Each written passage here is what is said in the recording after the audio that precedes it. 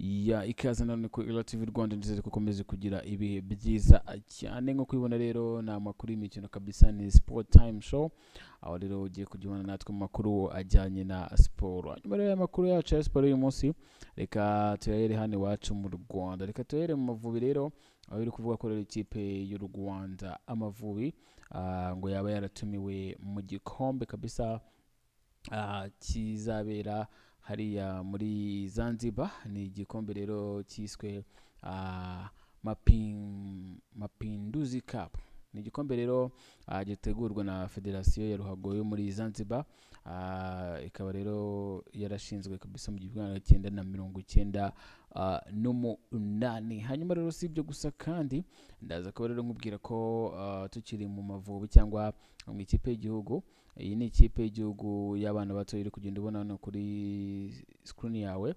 Ikipe rero bikaba byagiye bivugwa ko rero ngo ikipe cyangwa Federasiyo y'u Rwanda Ferwafa yabigiye rero kujya ibafasha ikabashakira abatoza bahoro ndetse bigiye kirekire kimwe n'ikipe z'abagore z'igihugu, hanyuma nazo zikabasha kugenda ziserukira u Rwanda ibintu bimeze neza cyane. Hanyuma rero tukiri kugenda nkubwira amakuru uri kugenda avugwa rero ndazi kuba nkubwira rero ko ikipe ya Rayon Sport igiye kuba irimo uruntu. Ni nyuma yuko rero bari kwitegura match nziza kabisa zabahuza n'ikipe ya Polisi. Ni kuri wa gatandatu saa 12 aho rero kuri kugenda bibona uko amatike azabagura kabisa, ikaba ari match ya dance, match ya fresh. Hanyuma rero mbere yuko mbijyamo ndakubwira ko rero umukinnyi wayo wa Rayon Sport ari we rero bise Nsabimana Aimable akaba ngo yanditse baruwa kabisa asaba rero gutandukana n'iyi ikipe. Tubirebe byose kabisa uko bimeze cyane. Hanyuma rero anyiri kubwira ibya Rayon Sport ikaba yaje kuba rero nanone ikora imyitozo rero yabereye mu Nzove nk'ibisanzwe. Imyitozo Rayon Sport kabisa iri gukora yitegura ikipe ya Police FC, aho rero bazahura ku itariki 4 nguko byari byifashe rero mu myitozo ya Rayon Sport. Hanyuma sibyo gusa rero na APR FC nayo rero iri kwitegura umukino wayo, nayo ikaba iri mu myitozo kabisa imeze neza cyane. Hanyuma rero ndaza kongera none twigire ku mugabane w'i Burayi, aho ndibuze kuba nkubwira rero ko iyo bita Real Madrid iri nayo kwitegura umukino wayo vuba ahangaha, nayo ndaza kuba nkubwira amakuru ari kugenda bivugwamo. Hanyuma rero ndaza kukubwira ko bari kugenda bashaka kugura abakinnyi bagiye batandukanye. Barashaka kugura bita William Saliba guturuka muri Arsenal. Hanyuma rero siwe gusa bari gushaka kandi bari gushaka n'undi mukinnyi nawe guturuka muri Liverpool. Ndaza kuba mbabwira rero amakuru arambuye kuri izi transfer ziri kugenda zivugwa muri ikipe ya Real Madrid. Hanyuma rero biranavuga ko rero Arsenal ngo yaba iri gushaka rutayizamu, ariko ngo uwo bita Gabriel Jesus akomeze kuba rero atsinda ibitego muri iyi minsi, bikaba nko kujijisha kugira ngo rwose atumiye ikipe yaba itazigurira abakinnyi. Hanyuma rero turaza kureba match ziteganyijwe muri weekend, aho rero kuri kugenda bireba rero akaba ari icyumweru cya 20 ni muri Premier League ndibuze kuba nkubwira. Hanyuma rero ndaza kuba nkubwira uko imyanya ubu ngubu ihagaze, nko kwibona Liverpool ku mwanya wa mbere n'amanota 45. Hanyuma rero turaza kuza kwigarukira muri Rwanda Premier League nabwo nkubwire rero uko bimeze, aho rero Rayon Sport iyoboye n'amanota 33. Hanyuma rero nkubwire na match ziza kuba rero ziba muri uku kwa mbere, aho rero dufite match za APR na Rayon mu matariki 11 ndetse na 12. Hanyuma rero reka dutangira amakuru yacu hano kuri Ila TV Rwanda, ni mugiye kugezwaho nanjye Ila Regis. Reka rero amakuru uko nakubwiye tuhere ku ikipe y'u Rwanda, ikipe y'igihugu Amavubi, aho rero kwitegura kujya muri Zanzibar muri Mapinduzi Cup ni hatari. Bikaba biri kugenda bivuga ko rero ikipe y'igihugu Amavubi yatumiwe mu irushanwa rya Mapinduzi Cup rizabera muri Zanzibar ku itariki 3 kugeza ku itariki 13 umwaka rero ni 2025 mu kwezi kwa mbere. Ni irushanwa rero nko twabibabwiye ritegurwa na Federasiyo ya Ruhago muri Zanzibar, bikaba ryarashinzwe rero cyangwa ryatangizwe mu 1999. n'umunani rigamije rero kwizihiza impinduramatwara y'iki gihugu ubwo rero cyabonaga ubwigenge mu 1964 kikuye mu maboko y'ubwami bw'Abarabu baje rero bayoboraga iki kirwa cyari kigizwe n'imibare munini w'abirabura. Muri mwaka wa 2023 rero irushanwa ryabaye rero ryahuje amakipe yo mu karere ka Afurika y'Iburasirazuba arimo APR FC yo mu Rwanda ndetse ikaba yaratsindiwe muri kimwe cya kabiri kuri penalty. Hanyuma rero kuri inshuro rero abategura iri rushanwa bahisemo gutumira amakipe y'ibihugu kugira ngo rero rifashe Tanzania, Uganda ndetse na Kenya kwitegura neza shampiyona nyafurika y'abakina imbere mu gihugu ariyo CHAN 2024. Amakuru rero tugenda dukesha ibinyamakuru bigiye bitandukanye nuko rero uko amakipe yagiye atumirwa muri Mapinduzi Cup ateganyijwe rero kuri tariki 3 kugera kuri tariki 13 harimo rero n'u Rwanda. Ibindi bihugu birimo rero ni Kenya, Tanzania, Burkina Faso, Burundi, Uganda ndetse na Zanzibar ubwayo yateguye iri rushanwa. Umunyamabanga mukuru wa Ferwafa bamwita Kalis Adolphe Kamalad akaba yemeje ko rero ubutumire rwose bamaze kubwakira, hanyuma rero ko rero ngo bari tayari cyangwa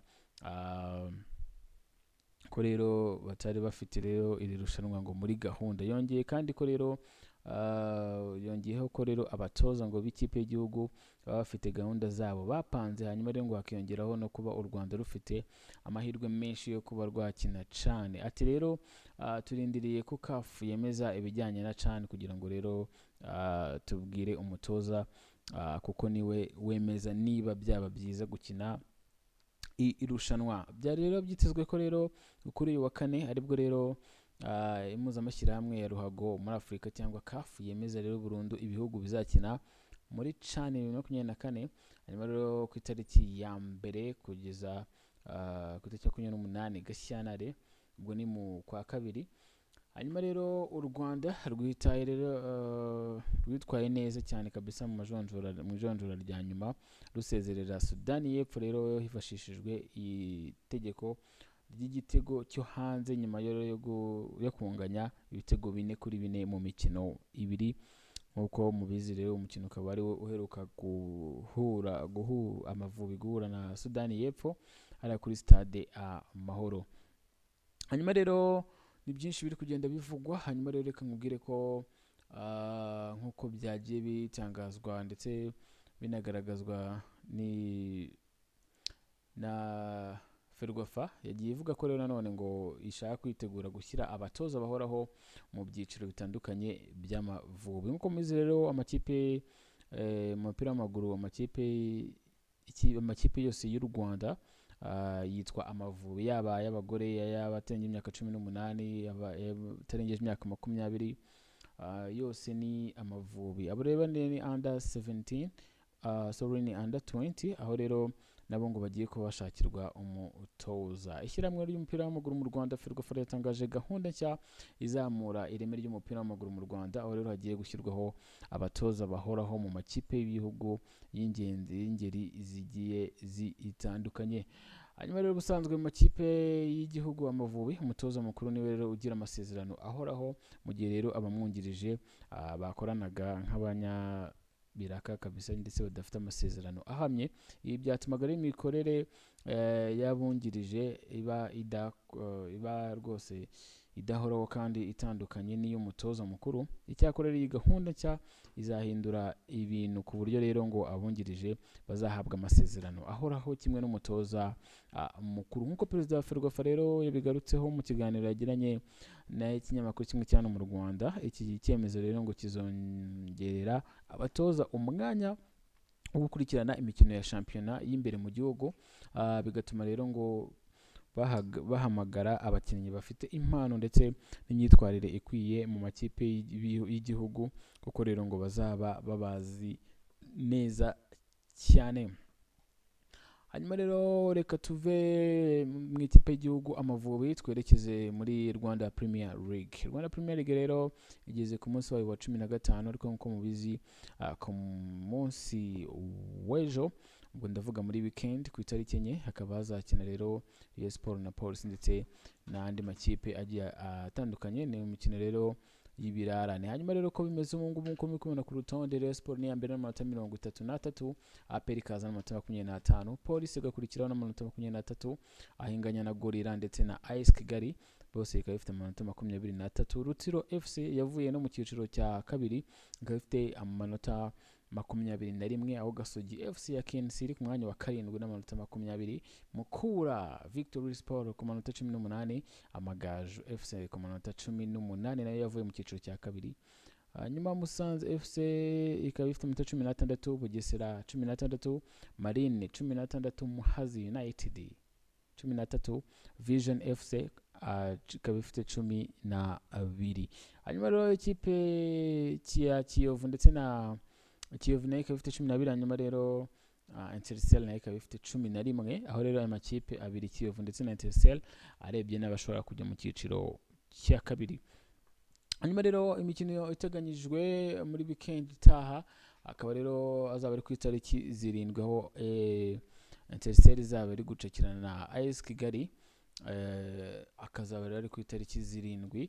Hanyuma rero uwo munsi Bugesera uwo munsi kuri 11 nayo rero Mukura ikaba izahura na Rayon Sport, aho rero Amagaju azahura na APR FC ku itariki 12 ariko saa 9. Hanyuma rero uko imikino yagenze, ko match zagenze nuko Police yatsinze 2 ayitsinda Gasogi 2-0. Hanyuma rero Muhazi iza kunganya na Kiyovu, hanyuma rero Gorilla FC itsindwa na Rutsiro ibitego 2-1. Hanyuma rero kuwa mbere rero Vision FC yahuye na Musanze, Vision iritsinda Musanze ibitego 3. Marine yatsinzwe 4 n'ikipe ya Bugesera. Hanyuma rero twaba dutegereje iyi mikino y'ibirarane nazo kuba muri weekend, aho ikipe ya Rayon Sport iza kuba icakirana na Police FC. Ubwo ndavuga rero ikipe iri ku mwanya wa mbere iraza kubicakirana n'ikipe iri ku mwanya wa 3 muri shampiyona ya Rwanda Premier League. Hanyuma rero tukiri kuvuga kuri Rayon Sport, tukivuga kuri Rayon Sport iri kwitegura imeze neza mu myitozo, iri kwitegura nayo kuza kuba ikina muri iyi weekend umukino w'ikirarane. Nakubwira ko rero umukinnyi wayo bamwita Nsabimana Aimable rero akaba ngo yagize gutya yandika ibarwa ayandikira Rayon Sport ayisaba gutandukana nayo. Myugariro w'ikipe y'igihugu y'u Rwanda Amavubi Nsabimana Aimable rero yandikiye Rayon Sport ayisaba gutandukana na nyuma rero yuko iyi kipe imwishyuye igice cy'amafaranga yari ngo yaguzwe ntibimushimishe. Mu mpeshyi y'umwaka ushize nibwo rero uyu mukinnyi yongerewe amasezerano y'umwaka muri ikipe ya Rayon Sport, yemerewe rero guhabwa miliyoni 15 z'amanyarwanda cyangwa z'amafaranga y'u Rwanda nka recruitment.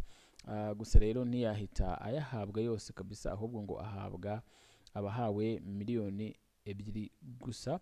Mbere y'uko umwaka wa 2024 urangira, ikipe ya Rayon Sport yaje rero kwishyura amafaranga yari ibereyemo abakinnyi maze igira bo iha igice barimo na Nsabimana Aimable, aho we rero bamuhaye miliyoni 8 gusa.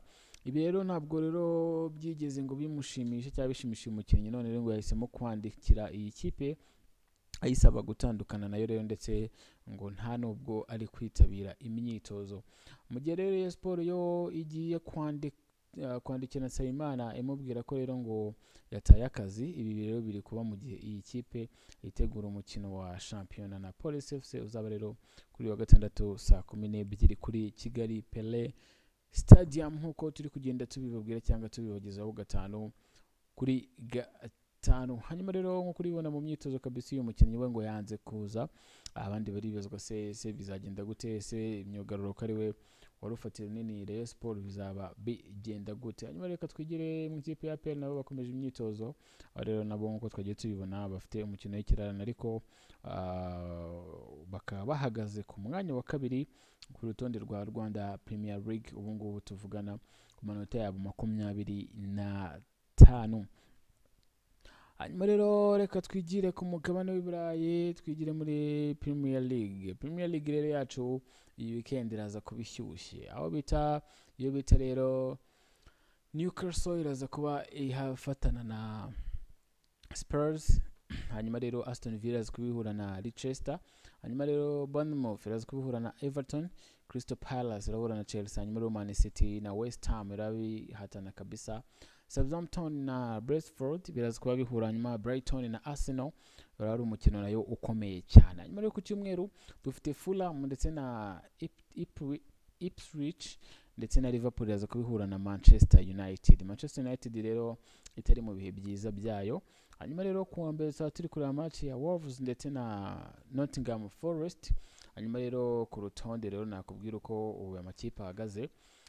Liverpool iraza ku mwanya wa mbere n'amanota 45, ku mwanya wa kabiri araza Arsenal n'amanota 39, Nottingham Forest iraza ku mwanya wa gatatu n'amanota 37, hanyuma ku mwanya wa kane araza Chelsea n'amanota 35, Newcastle n'amanota 32, Manchester United n'amanota 31, Bournemouth iraza ku mwanya wa karindwi n'amanota 30, Fulham ku mwanya wa 8 n'amanota 29, ku mwanya wa 9 araza Aston Villa n'amanota 29 nayo, hanyuma rero amanota 27 afitwe na Brighton ku mwanya wa 10, hanyuma rero Tottenham Spurs iraza ku mwanya wa 11 n'amanota 28, Brentford iraza ku mwanya wa 12 nayo n'amanota 28, hanyuma rero West Ham ku mwanya wa 13 n'amanota 23, Manchester United n'amanota 22 ku mwanya wa 14, Crystal Palace ku mwanya wa 15 n'amanota 20, Everton ku mwanya wa 16 n'amanota 17,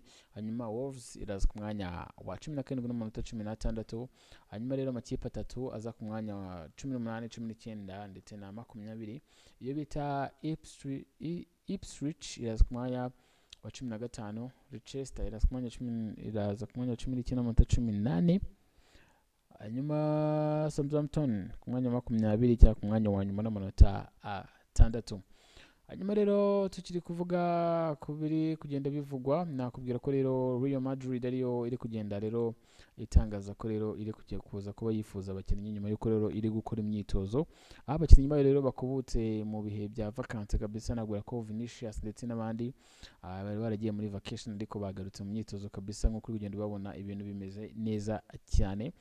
Hanyuma rero bakaba bari kwifuza umukinnyi bamwita William Saliba tuvugana ari kuri market value ya miliyoni 80. Ese Real Madrid iraza kuyatanga kuri rutayizamu. Hanyuma rero siwe gusa kandi Real Madrid iri kuza kuba rero yifuza cyane umukinnyi ariwe bita Dani Carvajal, bari kumushakira umusimbura kuko Dani Carvajal aherutse gusezera.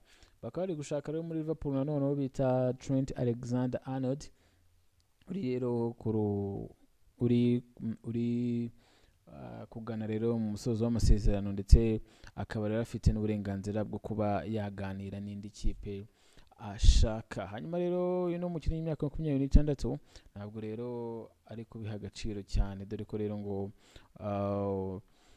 Real Madrid yifuza kumujyana muri shampiyona yo muri Espagne kabisa, ikamukura mu Bwongereza imutanzeho arenga miliyoni 20, ivuye rero kuri miliyoni 15 yari irimo iratanga. Uyu Mwongereza rero kina yugarira anyuze rero ku ruhande rw'iburyo, ndetse akaba rero yakinaga mu kibuga hagati afasha rutayizamu, ndetse yageze muri Europe mu mwaka wa 2016, ari nayo kipe rero rukumbi yakiniye mu buzima bwe. Hanyuma rero reka tutere nimba Trent Alexander-Arnold ashobora kuza kuba yerekeza rero muri Real Madrid akava muri Liverpool.